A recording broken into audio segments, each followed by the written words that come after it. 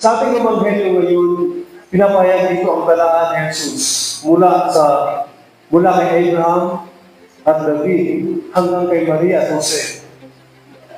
Kaya niyo po ako magbahagi ng mensahe sa ating Ebanghelyo kung paano pinakilala si Kristo at ang kanyang mga ninuno sa tatlong bagay.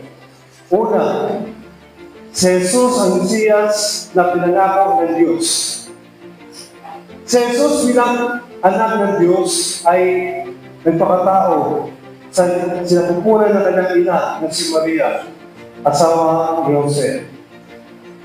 Mahalaga pag-usapan ang kasaysayan ng buhay ni Jesus at ang kanyang mga ninuno sapagkat dito pinapakita na bagaman si Kristo ay tunay na Diyos, si Jesus din ay tunay na tao. Hindi siya kalahating Diyos o kalahating tao. Dahil ito ay hindi sapat upang tayo'y iligtas sa ating kasalanan. Tayo nagkakasala sa Diyos bilang isang tao. Hindi natin kayang pagbayaran ang ating mga kasalanan. Kaya si Kristo bilang Mesiyas, tayo ay niligtas niya sa kasalanan. At pinagbayaran niya ang ating kasalanan. Ito po yung tinatawag ni St. Anselm na theory of satisfaction. What do we mean by theory of satisfaction? We remember that the Lord is immortal, and human person, as we are, when we sin against the immortal.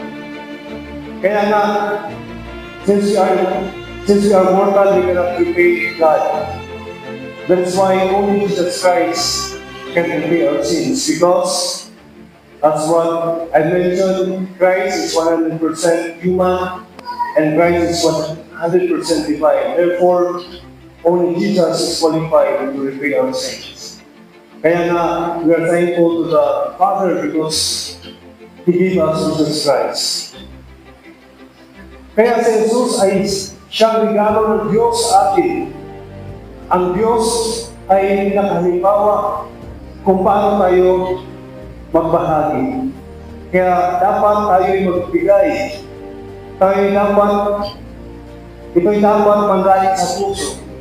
Ayon nga sa kasabihan, walang mahirap na walang maibigay at walang mayaman na hindi nangangailangan. Kaya ang kahulugan ng Pasko ay paanyaya sa atin na magbigay ng pagmamahal sa ating kapwa at lalong-lalo na sa Diyos na pinanggalingan ng tunay na pagmamahal. Pangalawa,